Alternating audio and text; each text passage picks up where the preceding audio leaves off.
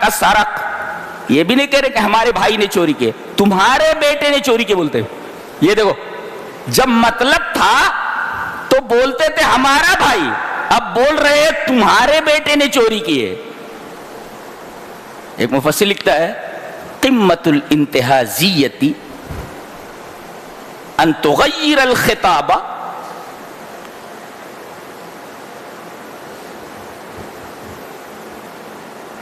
بعد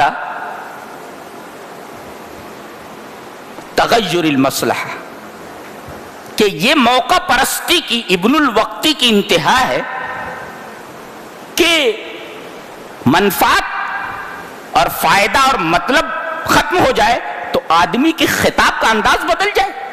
پہلے تو ہمارا بھائی، اب کہہ رہے تیرا بیٹا، تمہارے بیٹے نے چوری کی بولتے، لے جانا تھا تو ہمارا بھائی، اور جب مطلب ختم ہو گیا تو کہہ رہے کہ تیرے بیٹے نے، آپ کے بیٹے نے چوری کی. یہ موقع پرستی کی اور ابن الوقتی کی انتہا ہے، قمت الانتہازیہ. اور ہم نے تو دیکھا نہیں کہ اس نے چوری کی ہے، بس جو لوگ بول رہے ہیں بھائی ہم بول رہے ہیں. باپ پوچھ سکتا تھا تم نے چوری کرتے ہوئے دیکھا، تو پہلے ہی بول دیا انہوں نے وما شہدنا الا بما علمنا. لوگ بول رہے تو وہ ہم نے بول دیا وما كنا للغیب حافظین، غیب کا علم اللہ تبارک تعالیٰ کو ہے، ہم نے اسے چوری کرتے ہوئے نہیں دیکھا. لیکن لوگ بول رہے تھے کہ اس نے چوری کی ہے، اور چوری کا سامان اس کے کجابے سے نکلا ہے، اس کے سامان سے برآمد ہوا ہے. اب یہ بیٹا بھی ہاتھ سے چلا گیا. وَتَوَلَّى عَنْهُمْ، سنا آپ نے تو آپ ان کی طرف سے مڑے، منہ پھیر لیا ان سے. اس پر ایک مفسر لکھتا ہے یشق علی الرجل ان یری الرجال دمعۃ ضعفہ، آدمی کے اوپر یہ بہت بھاری پڑتا ہے کہ لوگ اس کی بیچارگی کی کے آنسو اس کی آنکھوں میں دیکھ لیں. آدمی اتنا بھی لاچار ہو جائے، یہ بہت بھاری پڑتا ہے کہ آدمی اس کی لاچاری اور بیچارگی کے آنسو کو لوگ دیکھ لیں. لہذا انہوں نے ان کی طرف پیٹ پھیر لیا اور اپنے حجرے میں گئے. وقال یا آسف علی یوسف، ہائے میرے بچے یوسف، گم ہوئے بنیامین، اور افسوس ظاہر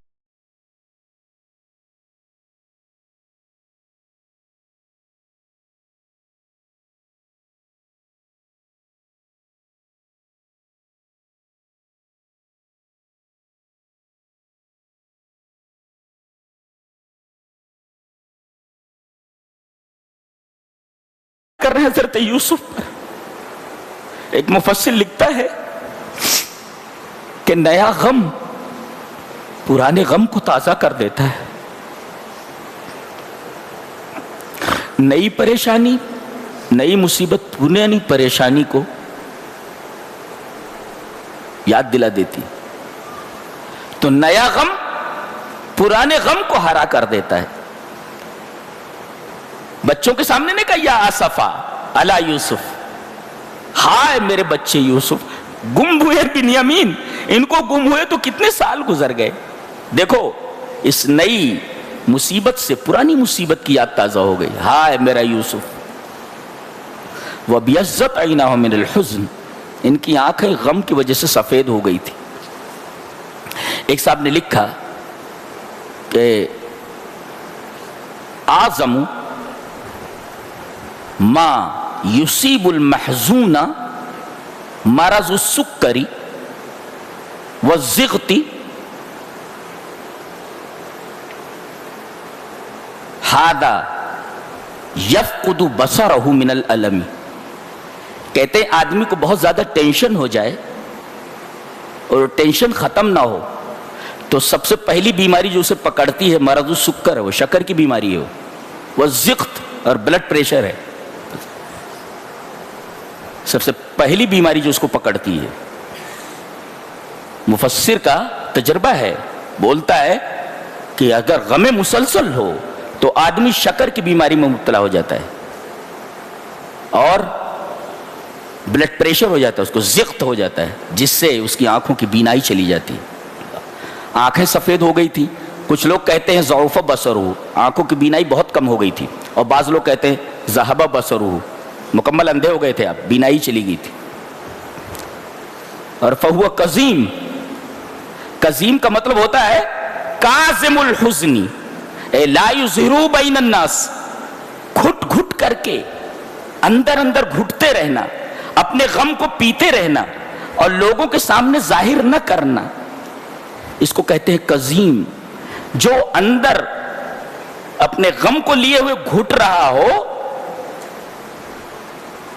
لوگوں کے سامنے اسے بیان نہ کر رہا ہو، ظاہر نہ کر رہا ہو، تو اس کو کہتے ہیں کظیم، گھٹ گھٹ کر جی رہا۔ ایک بیٹا تو گیا ہی تھا، دوسرا بیٹا بھی چلا گیا۔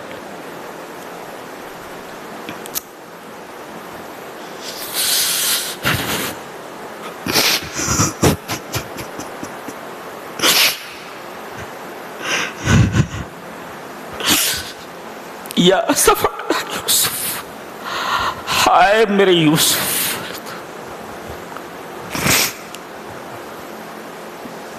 وَيَبْكِي فِي خَلْوَتِهِ، اپنی خلوت میں رو رہے تھے۔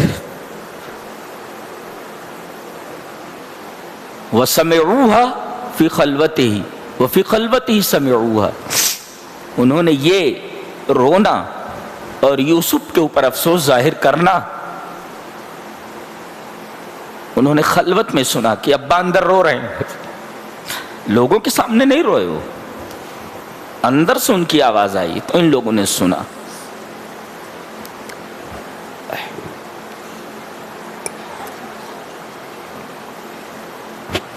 انبیاء کے جو واقعات ہوتے ہیں ان کو پڑھنے کے بعد آدمی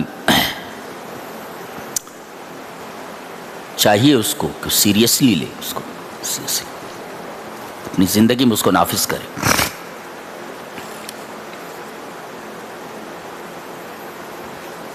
کہا جاؤ میرے یوسف کو تلاش کرو، یہ نہیں کہہ رہے بنیامین کو تلاش کرو، اس لیے کہ بنیامین کے بارے میں معلوم ہے کہ وہ ان کے پاس ہے، وہ مل جائے گا، اس لیے کہ بادشاہ نے روک لیا ہے۔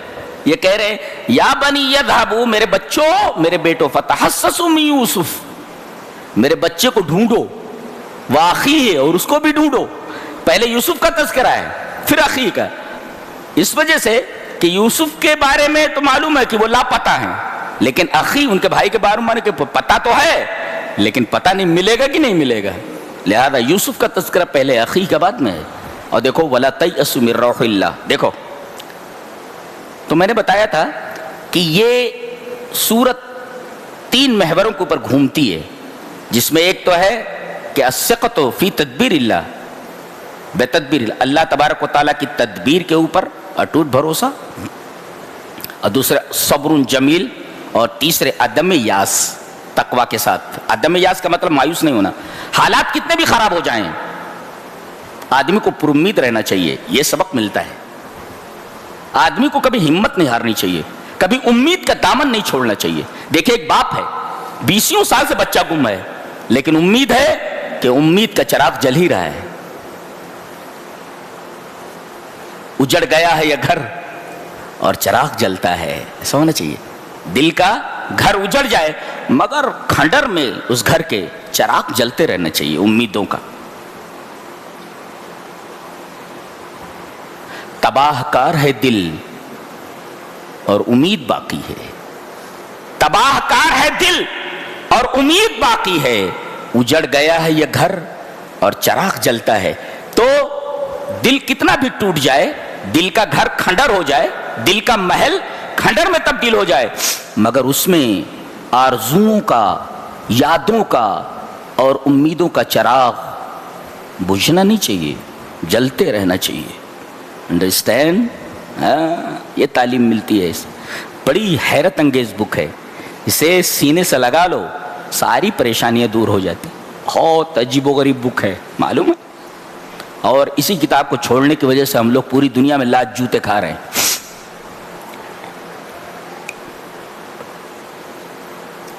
گئے حضرت یوسف نے کہا اب ظاہر کر دینا چاہیے، اب ظاہر کر دینا چاہیے، بہت ہو گیا۔ قال هل علمتم ما فعلتم بيوسف, اب گئے, کہا کہ وہ بچے کو واپس کر دو, اس کا باپ بہت پریشان. قال هل علمتم ما فعلتم بيوسف, تمہیں معلوم ہے تم نے یوسف کے ساتھ کیا کیا تھا؟ بولنے لگے اس کو کیسے معلوم, یوسف کے بارے میں اس کو کیسے معلوم؟ ڈاؤٹ ہوا ان کو, غور سے دیکھا, سمجھ میں آ گیا. قالوا أئنك لأنت یوسف, تم یوسف تو نہیں ہو؟ قال انا یوسف وهذا اخی, میں یوسف ہوں, میرا بھائی ہے. ظاہر کر دیا انہیں. اور فوراً انہوں نے کہا لا تثریب علیکم اليوم, آج تمہارے اوپر کوئی ملامت نہیں ہے اور تمہارے اوپر کوئی عار نہیں ہے. اور جانتے ہیں لا تثریب علیکم اليوم کہہ کر کے کیا کہہ رہے ہیں؟ یغفر اللہ لکم, اللہ تمہیں معاف کرے. کتنی بڑی بات ہے یہ, کتنی بڑی بات ہے. پہلے کہہ رہے ہیں کہ میں نے تم کو معاف کر دیا, میں تم کو ملامت نہیں کروں گا جو تم نے میرے ساتھ کیا, اور میں تم کو عار بھی نہیں دلاؤں گا. یہ کہنے کے بعد کہہ رہے ہیں اب تمہیں اللہ معاف کرے, یغفر اللہ لکم, اللہ تمہیں معاف کرے. اور کہنے لگے میری قمیص لے جاؤ, میرے ابا کے چہرے کے اوپر ڈال دو, بینائی آ جائے گی. ایک قمیص لے جانے کی کیا ضرورت تھی, کچھ اور چیز بھیج دیتے. ارے اسی قمیص کی وجہ سے تو غم آیا تھا, اس قمیص کو دیکھ کر کے. وہ لائے تھے نا, بھیڑیا کھا گیا, تو اس قمیص کو دیکھ کر کے غم شروع ہوا تھا. اب یہ قمیص لے جا کر کے ڈال دو, یہ قمیص ہی ذریعہ بن جائے آپ کے سرور کا, خوشی کا. تو اس نے غم دیا تھا, اور اسی قمیص کو لے جاؤ کہ خوشی مل جائے. تو جس جہت سے غم لاحق ہوا تھا اس جہت سے سرور بھی داخل ہونا چاہیے. لہذا قمیص لے جاؤ. لے گئے. وہ کہنے لگے میں بولتا نہیں تھا کہ میرا بچہ زندہ ہے, بولے تھے, اور میں کہہ نہیں تھا. اللہ کی رحمت سے مایوس نہیں ہونا چاہیے.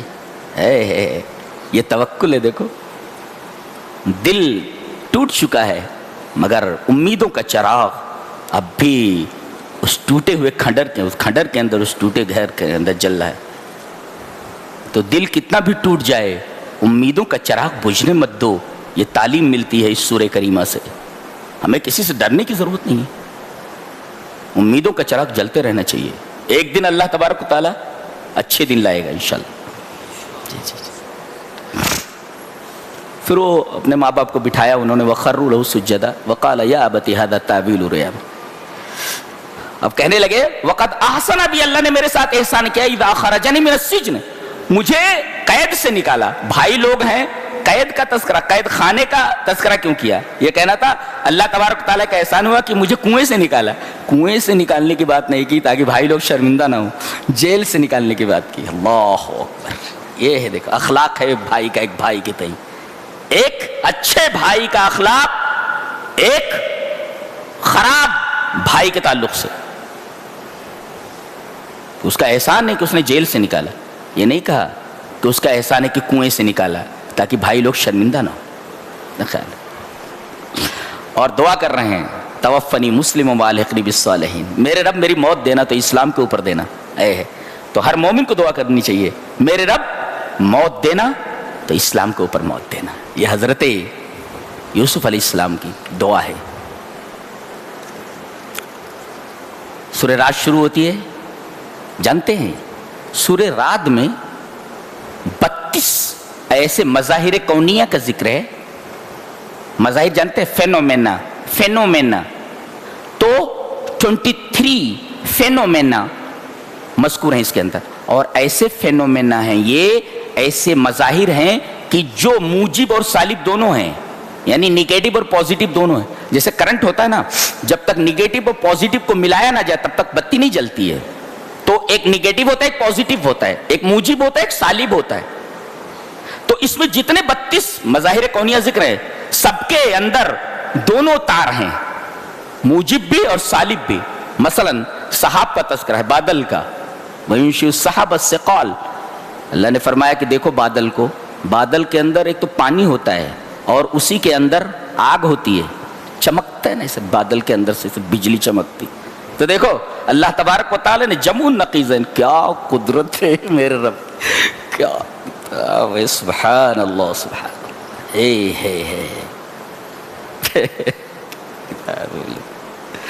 بادل ہے دیکھو, موجب بھی اور سالب بھی ہے نہیں. بادل میں پانی ہے دیکھو, یہ موجب ہے, اور سالب نگیٹو کیا ہے, بجلی ہے اس کے اندر چمکتی بادلوں کے اندر. ایسے جتنے بھی مظاہر آپ دیکھ لو نا, ہر ایک کو گن لو، جتنے بھی سائنس پڑھنے والے طلبہ ہیں 32 فینومینا کو نکالیں یہاں سے، 32 مظاہر کو، اور اس کے اوپر غور کریں. ہر ایک کے اندر یہ موجب و سالب دونوں چیزیں ملیں گی. گویا کہ جمعون نقیضین. اللہ تبارک تعالیٰ کیا قدرت، کیسی کتاب ہے. اور اس کے بعد کہا جا رہا ہے کہ کھیت ایک ہی ہے، مٹی ایک ہی ہے، اور درخت الگ الگ ہے، پانی بھی جو ہے ایک ہی ہے.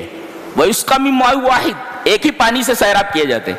لیکن پپیے کے درخت سے پپیہ نکلتا ہے، انگور کی بیل سے انگور نکلتا ہے.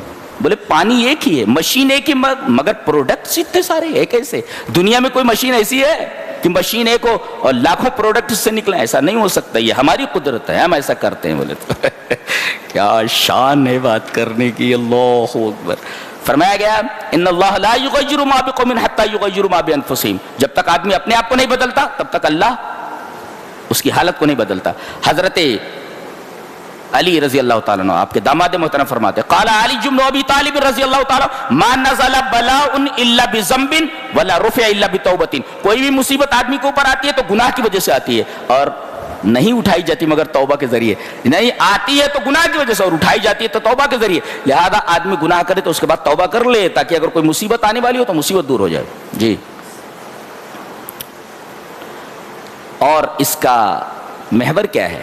یہ بتایا گیا کہ حق جو ہوتا ہے نا وہ مضبوط ہوتا ہے، اس کی جڑیں مضبوط ہوتی ہیں، اور باطل جو ہوتا ہے وہ بظاہر خوشنما معلوم ہوتا ہے. ایک ناری مثال دی گئی کہ مائی مثال دے گی. ایک پانی کی مثال کہ جب پانی برستا ہے تو وادیوں کے اندر جو سیلاب ہوتا ہے نا تو اوپر دیکھو جھاگ ایسے، وہ جو حباب ہوتا ہے بلبلا کیا کہتے ہیں اس کو، وہ جھاگ، تو وہ پانی کے اوپر چلتا رہتا ہے اکڑتا ہوا ایسے، اور تھوڑی دیر کے اندر پھس ختم ہو جاتا ہو.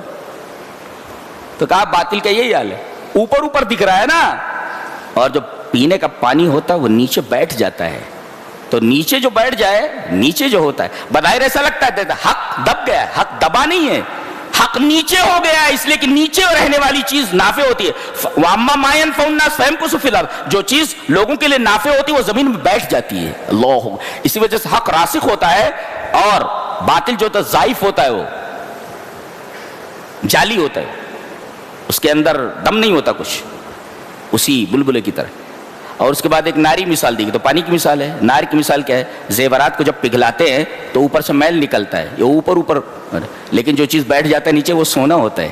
تو گویا کہ حق کی مثال مائع صافی کی طرح ہے، صاف پانی کی طرح، اور حق کی مثال حلیت خالصہ کی طرح ہے، خالص زیور کی طرح ہے. اور باطل کی مثال جھاگ کی طرح ہے، اور جھاگ بظاہر ایسا نظر آتا ہے ابھرا ہوا، مگر زیادہ دیر تک وہ سطح پر باقی نہیں رہتا، آگے چل کر کے بجھ جاتا ہے. اس کے بعد کہا گیا الا بذکر اللہ تطمئن القلوب. دیکھو بذکر اللہ، اس میں ظرف کو مقدم کیا گیا ہے، اور نحو کا قاعدہ یہ ہے کہ تقدیم ما حق التاخیر یفید الحصر. جس چیز کو بعد میں لانا چاہیے پہلے لے آیا جائے تو اس میں حصر کا فائدہ ہوتا ہے. تب اس میں کیا کیا گیا؟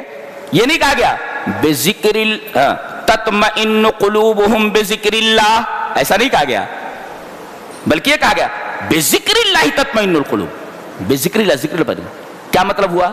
اگر کہہ دیا جاتا تطمئن قلوبہم بذکر اللہ تو ایسا لگتا کہ اللہ کے ذکر کے علاوہ بھی کوئی ایسی چیز ہے جس سے سکون ملتا ہے. بذکر اللہ کہہ کر کے بتا دیا گیا کہ سکون صرف یہی ہے، بقیہ کہیں سکون نہیں ہے. بے ذکر اللہ کو لا کر کے بتا دیا گیا کہ اللہ کے ذکر ہی سے دل مطمئن ہوتے ہیں. پہلے لا کر کے بتا دیا گیا، بعد میں لایا جاتا تو پتا چلتا کہ اللہ کے ذکر کے علاوہ کوئی ایسی چیز بھی ہے جو سکون دیتی ہے. بتا دیا گیا کہ اللہ کے ذکر کے علاوہ کوئی چیز ایسی نہیں ہے جو دل کو سکون دے سکے. الا بذکر اللہ تطمئن القلوب. اے ہے کیا بات ہے، کیا بات ہے، سبحان اللہ. اس کے بعد سورہ ابراہیم ہے. سورہ ابراہیم کے اندر خاص بات ہے، حضرت ابراہیم دعا کر رہے ہیں. ان کی دعا دیکھ لو پہلے، بڑی پیاری دعا ہے. اس دعا کا ایک ٹکڑا خالی پیش کرتا ہوں، باقی آپ لوگ ترجمے میں دیکھ لو. کیا ہے؟ ربنا لیقیموا الصلاۃ. اے ہمارے رب، میں اپنی ذریت کو، اپنی اولاد کو تیرے محترم گھر کے پاس بسا رہا ہوں. ربنا انی اسکنت من ذریتی بواد غیر ذی زرع عند بیتک المحرم. تیرے محترم گھر کے پاس میں اپنی ذریت کو بسا رہا ہوں. اس کے بعد کہہ رہے وارزقہم من الثمرات، اور ان کو پھلوں کا رزق دے. تو پہلے نماز کا تذکرہ ہوا کہ نماز قائم کریں، اور دوسرے رزق کا. یعنی باپ کو چاہیے کہ اپنے بچوں کے لیے دنیا بھی مانگے اور آخرت بھی مانگے، دنیا بھی مانگے اور آخرت بھی مانگے، لیکن پہلے آخرت مانگے. دیکھو آپ بچوں کو ڈاکٹر بنائیے، انجینئر بنائیے، لیکن اس سے پہلے دیندار بنائیے. جی اگر دین نہیں ہے زندگی میں تو وہ ڈاکٹر نہیں، ڈاکو ہے. ڈال سے ڈاکٹر، ڈی سے ڈاکٹر، ڈی سے ڈاکو.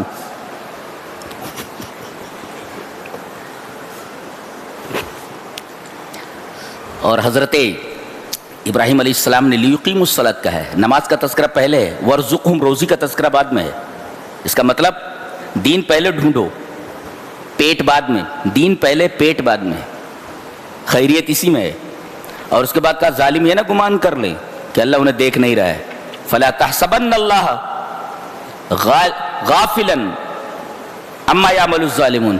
ظالم ہرگز یہ نہ سمجھیں کہ جو وہ کر رہے ہیں اللہ اس سے غافل ہے. یہ بڑی ہی جاندار آیت ہے. جتنے بھی ظالم ہیں اللہ کی نگاہ میں ہیں، اور سب کے ساتھ بہت خوفناک حشر ہونے والا ہے ان کا اگر یہ سدھرے نہیں تو. فلا تحسبن اللہ غافلا عما یعمل الظالمون. یہ رہا 13ویں پارے کا خلاصہ. اللہ تبارک و تعالی ہمیں نیک عمل اور اچھی سمجھ کی توفیق عطا فرمائے. وآخر دعوانا الحمدللہ رب العالمین.